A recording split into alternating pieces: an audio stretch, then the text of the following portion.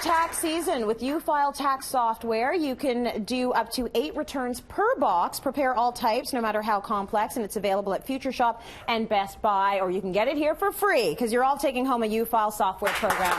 Enjoy that, get those taxes out of the way, and move on. Please keep your applause going for Sarah Gunn, everyone, our DIY diva. You've always got great products. You do pretty so well. So well. Do you like pretty? I do like pretty. So let's talk a little bit about these particular projects. So we've got maps going on here. We've got murals. So it's all about your travel destinations. It is, you know, and for those of us that love to travel or used to be able to travel a lot like I did, it's nice to incorporate your passion into your decor, and maps are such a great way to do that. And the most obvious idea is to use them as art. Yes. Right? And so let's say you have some really great travel photography that you took. You can use a mat for the back as like a map of where you visited. Love that. Right? Which is a really simple idea, but it looks great, adds lots of color to your space too. Okay, so was this before kids? That's before blonde and before kids. Before blonde and before kids. Wow, going way back. I love it. Where are you there? That's Stockholm. Oh, very nice. I know. That's beautiful. And then you've got the memories sitting there on your wall, and I think that's great. Exactly, right? Every time you walk by, it's a reminder of a really great memory. Another really simple idea is to just wrap canvases in pretty maps. Staple them to the back. It's so easy. It's like wrapping a present. Yeah. Hang them on your wall. It could be somewhere you visited, could be somewhere you want to go, could be where you used to live. Yes. Right? Whenever you're traveling, keep an eye out for maps that are more decorative and colorful, the ones that have, you know, the monuments or whatever on them, and then you can just frame them on their own. So this is Bath, another place I visited before kids, and I love the colors of this, and you can get a lot of really pretty colorful ones. Very nice. And you've got your ones with hearts up there, which is cute. So you just cut them out of the mat, right? No, you know what? I just you stuck them on. I stuck them on. And so this idea is for kind of celebrating an important relationship or important events in your life. So this represents my husband and I. So the first heart is where we met, which is Toronto. The second is where we got engaged, which is Paris. And the third one is Nova Scotia, because that's where we got married. But you could do it for where your kids were born. You could do it for different places you live, whatever. There's so many different ways you can use that. So we took you to Paris and asked you to marry him there. He did. But we already lived in Europe for a couple of years, though, right? Okay, all right.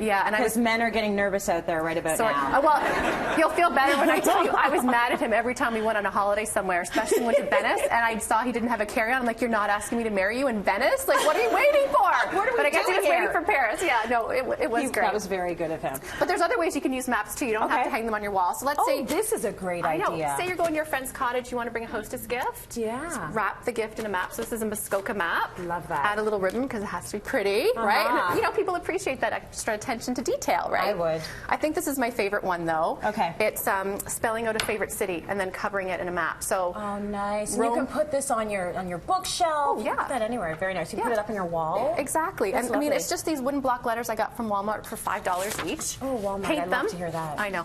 Paint them, and then this is actually, these both are maps that were wrapping paper sold in individual sheets. You can get them in stationery shops or art stores. Good. Paint the letters, trace them on the map, cut them out, and then just use Mod Podge to glue them on. Very nice. Easy. Very this one's good easy. for like a guy's space too. Yeah, my husband absolutely. liked this. He doesn't like anything decor related, but he Okay. liked this. He'll deal with Rome. Yeah, he likes exactly. that. Okay, so let's talk about this murals you've got here. Yeah, so ooh, my son would love this. I know, my kids Truck, would too. helicopter, it's all good. Airplane. Exactly. So I love using murals in kids' spaces. I think when you're decorating for kids, it's nice to have a space that reflects their personality, their passion, their interests. And yeah they're going to change in a few years, but a mural is a really easy project. People are intimidated by them. They think they're difficult. I did one for a little girl's room here actually a while ago, and she had some curtains with flowers on them, and I thought, why not blow those up really large and project them on the wall. I actually used, you know, those old school overhead projectors you had in your classroom? Well, I used to be a teacher, so I had access to that. So I did. I put it on transparencies, projected on the wall, traced it.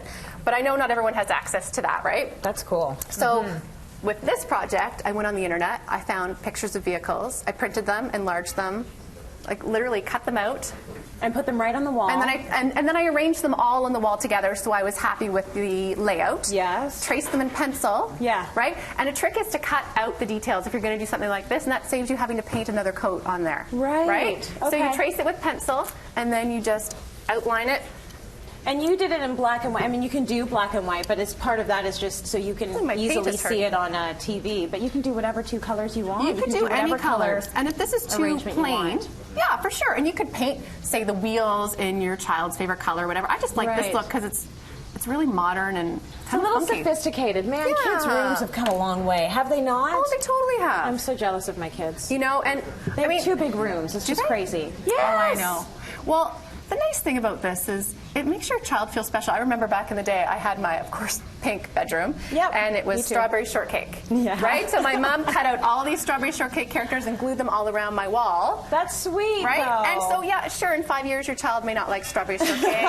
They may not like transportation, but during that time, they know they had a special place that was just for them, and I still think about it a few years later, right?